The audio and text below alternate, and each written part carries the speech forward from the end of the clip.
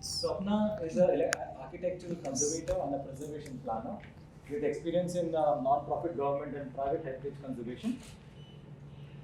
Her research focuses on cross-cultural interaction within the realms of the preservation and application of conservation tools and theory, and advocate for built environment, antiquities, and cultural traditions. She has also taken a keen interest in the use and evolution of building materials.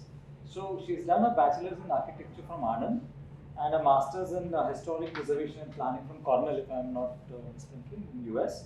And she has had experience in public interaction along with skills in research and conservation. So she has the ease of being an independent or a team member, and she has the agility to move where her work takes her. And if her marriage has taken her to Surat, then we keep calling her back to Baroda all the time. So here's to Swapna. I don't think they have come to listen to me. Hi, I've actually forced myself into this. I'm here right now, so let me have a word with everyone, because this is something that I think we've been planning since 2020, and COVID hit, everything happened, but thank you so much. So basically, this is just a little gist of what I have been doing, and the reason why, like, I had this discussion with people, why have I called it Midnight Tryst? There's a lot of words that have been questionable in this, including the term, the collective and all. So just giving you a larger timeline of why and like from how has this actually grown. A Midnight Tryst, basically because I think if some architects in the room know that we get ideas at the dead of night, in the middle of night, in the middle of sleep, you get ideas then only. So that is why a Midnight Tryst. And I think most of my ideas have come at midnight. Like, I have a pen and notepad right beside my table. If I get something, I write it down. And this was one of those ideas. So so I think some of you might know a few images that I've used, especially Avi and people, including in the our Virasat, our quarterly magazine, because we used to run a section called Heritage Humor, and I used to find these little images. So here, if you see, it's a big modern piece of living room, and they say, I'm tired of modern. It's happened the same with me, because in my architecture years, I used to completely follow modernistic architecture. That was my stylization, lines and all that.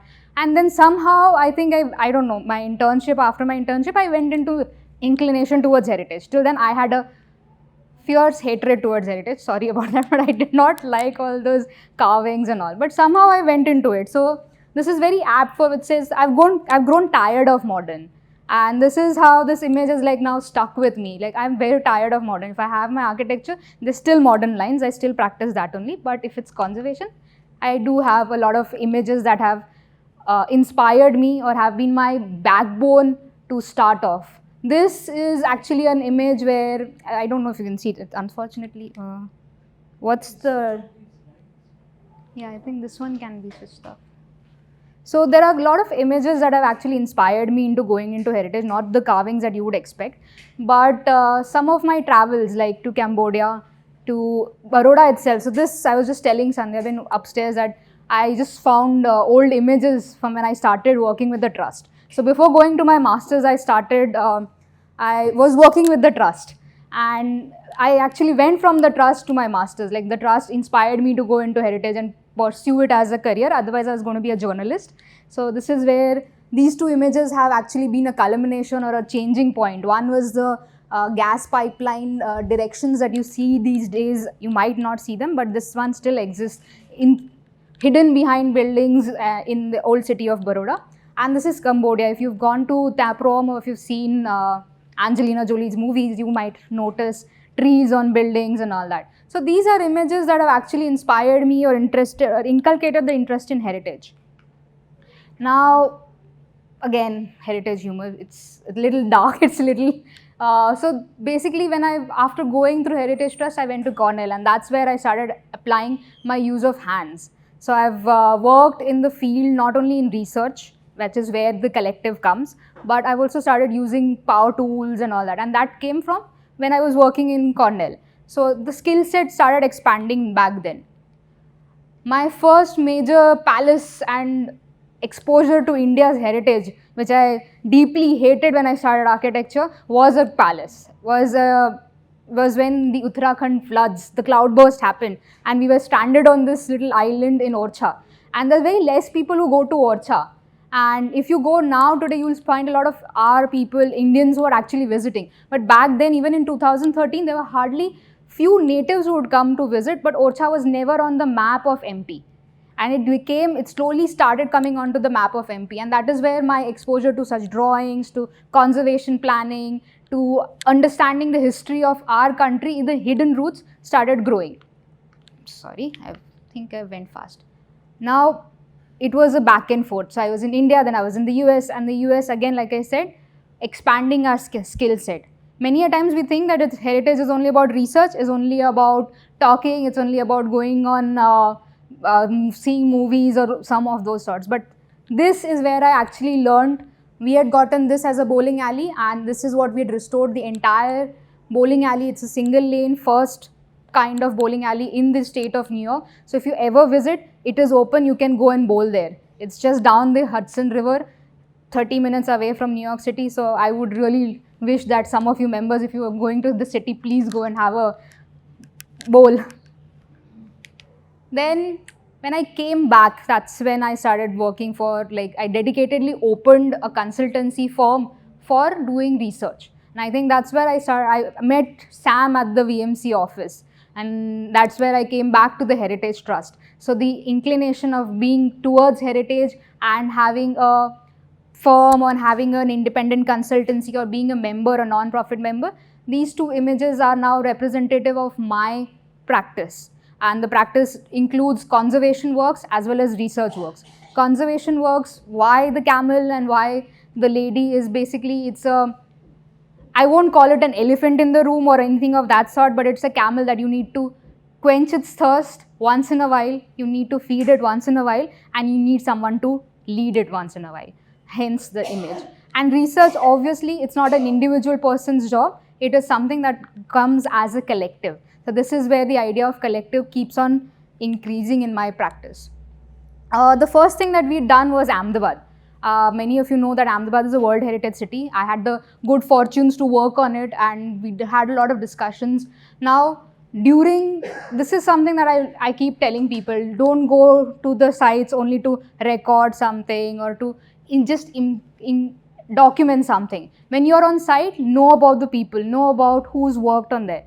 For my good graces or something, I don't know, when I was in Cambodia, I had this list of people from ASI who had worked in Taproam and Angkor Wat, and this gentleman over here was the first stone carver whose name was published in the reports of ASI time and over again. I used to feel that he might not be there anymore. It's 1984. How is someone going to be there from that time?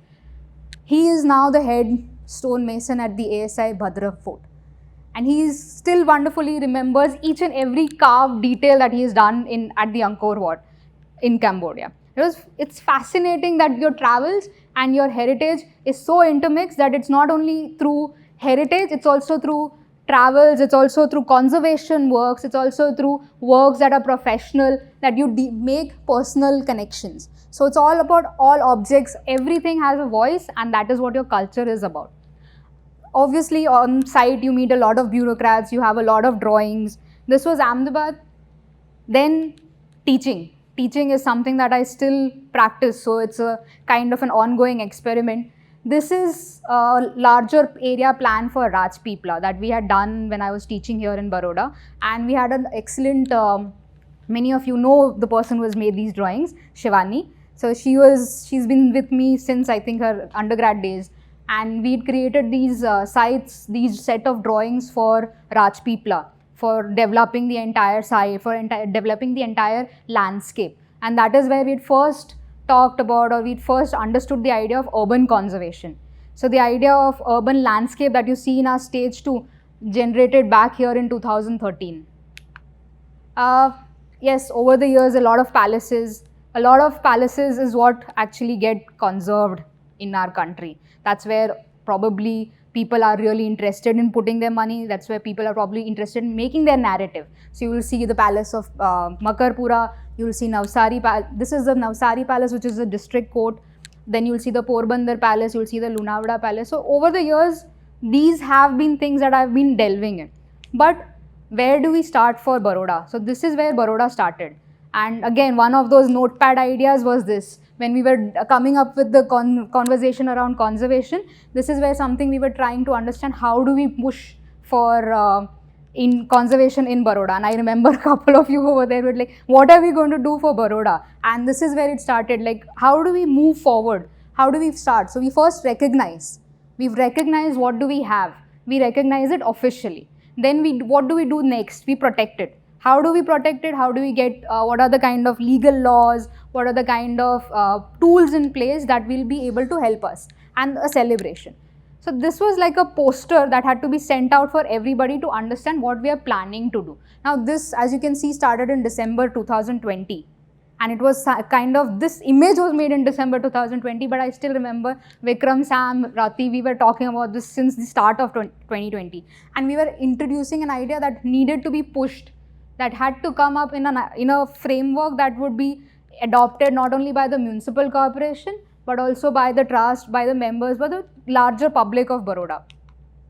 So that is where I would say the birth of a collective happened. What is a collective? It's mostly like a group of people, larger sum of people with no professional jurisdiction or no professional tagline to them, but to basically understand that this is how they're going to come together and how we will move ahead.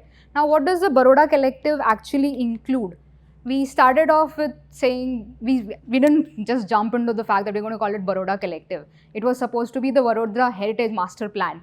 And we realized it would not be a kind of good way to push people into saying, okay, we are going to give you the master plan. That's not going to work that way. So instead, to give it a more democratic understanding or democratic viewpoint for people to jump into it and adapt the idea, this is why we called it a public record and a collective. So the first stage that I hope many of you have read, we call it the inventory record, and that was where we had talked about recognition.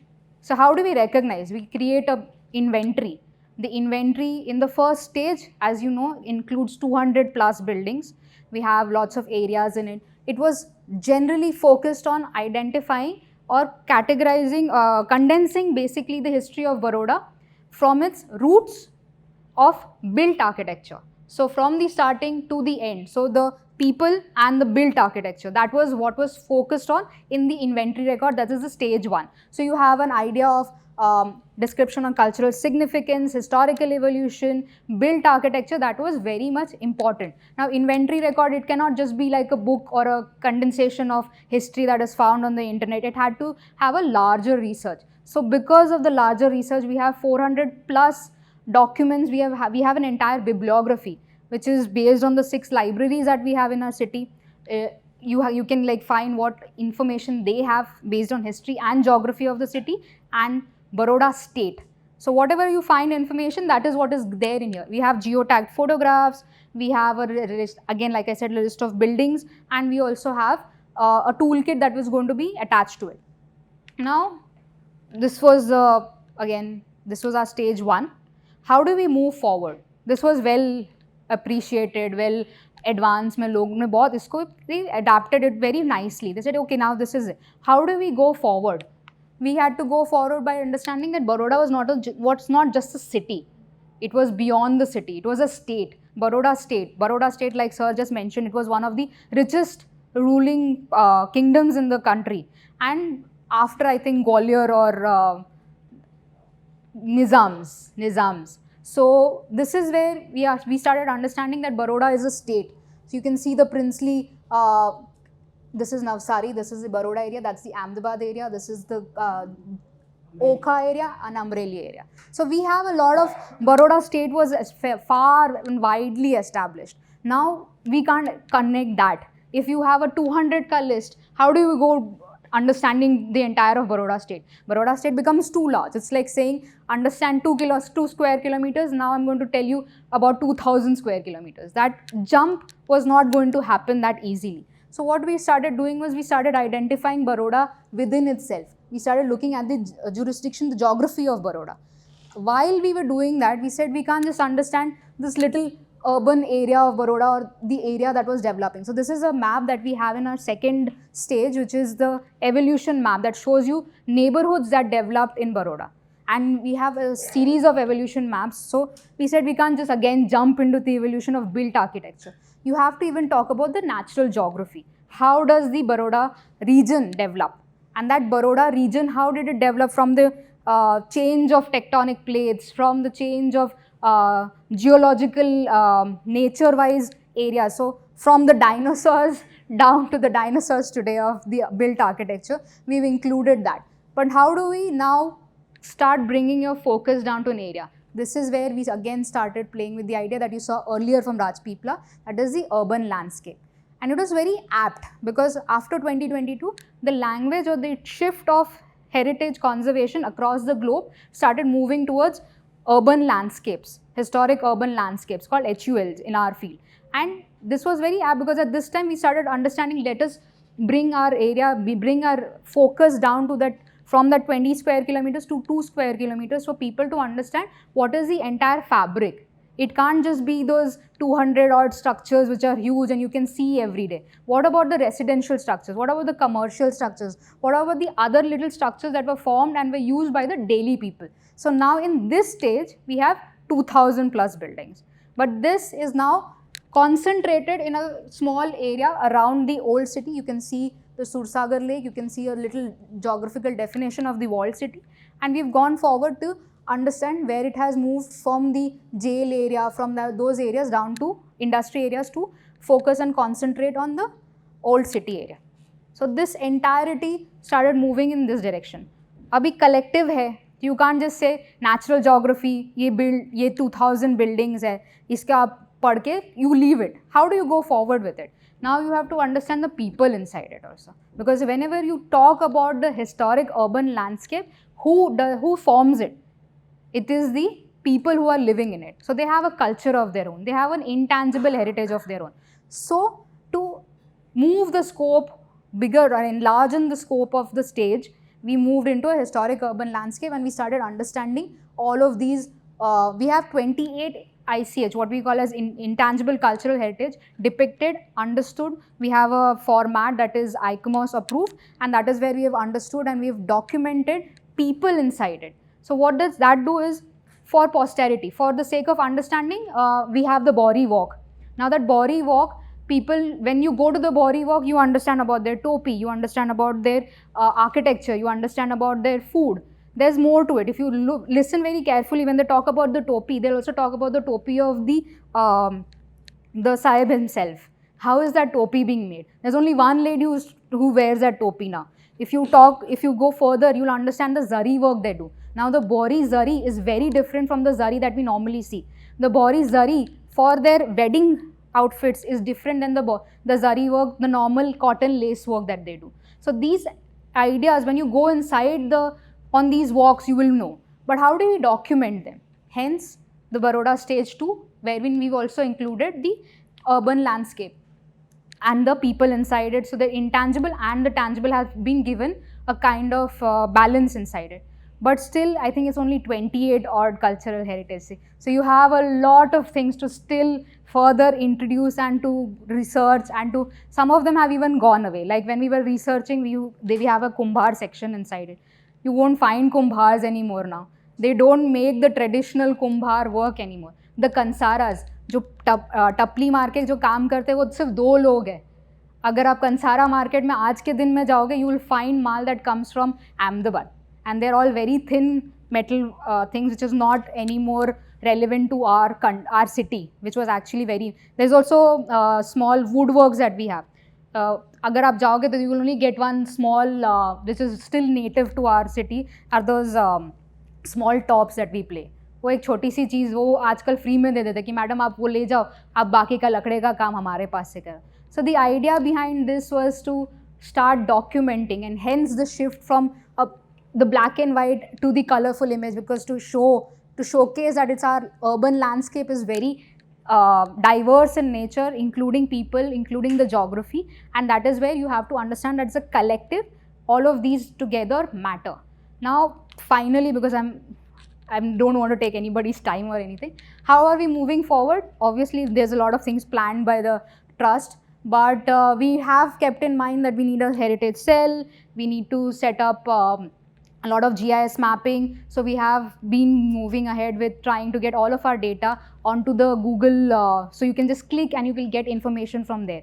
Obviously, I think we have to still crease out the problems in it, but this is some of the ideas where we have talked about how do we formulate a specialized management plan for the city. And it is a longer process. Again, it is a collective effort. It's not a singular person effort. So from the beginning of the heritage journey till here, it's a kind of growth pattern. You start off individually, you start off understanding where you are located within the city's heritage, and then you move forward. So even if I've gone to Surat, I'm still working for Baroda. It's not just a leg. The past 27 years in Baroda should mean something. So this is where I probably will keep on working for heritage. This is where this idea of the collective has made me understand that it is possible across the country, it's possible across Gujarat, wherein we have a larger scope and landscape of history that needs to be documented. Thank you. Again, I'm ending with a very bad humor. I think it's only apt. I think that Heritage Trust has given the kind of support which she wanted to do this thing, and we have taken up the publication of both the collectives. They are here as well. The collective also goes to a lot of stakeholders in this. In fact, we have taken leads to go and meet up personally, hand over these things so that, be it Buddha, be it BMC, so they can need not reinvent or redo the things. We have given it to them. We talked about the GIS mapping, something which I talked with Parag and discussed later. But all of these things are very, very important, and it's only apt that I can ask Vikram to please come over and. By the time Vikram walks here, I think the extension of the first stage, right? The collective has found its way into the signage project that we are doing. I think some of you know that we are doing this signage project with the VMC, and we are using the database that we developed in the first phase and shared with the VMC. And so hopefully over this year we'll find 80-90 odd buildings which will have the signages which has a content in Hindi and Gujarati with a QR code which takes you to the VMC website. So I think this is a process that over the last few years as Heritage Trust we've tried to follow. I think the first phase was getting things documented, at least you recognize what you have. And now we are on that. I think one of the most important things you mentioned and which we discuss every time is trying to get a heritage cell in place. I think that is something which at the listing of the structures, that's something we are struggling with to convince the authorities, various vested interests and what have you. But anyway, that's an effort which is ongoing, and we are hoping that with the signages in place, I think there will be a more public awareness about the invisible heritage which is there in Baroda, right? We don't recognize it a lot of the times. The signages will help to bring some bit of the prominence back to those structures, and maybe there will be some pressure on the authorities and the powers that be to at least get that in place. So I think we are not given up hope on that, we're anyway doing that. But it's a process. I think we are trying to follow that, and we'll figure out a way to do some third phase. Get it done. Yes, good job done. Thank you.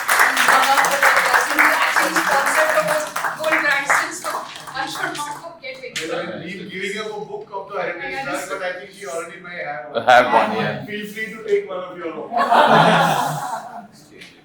So anyway, I think that was our fourth edition of Arsani Vato. Thank you all. I think we had a great attendance here today. Any questions? I'm sorry, if there are any questions for Swapna, we have time for one or two.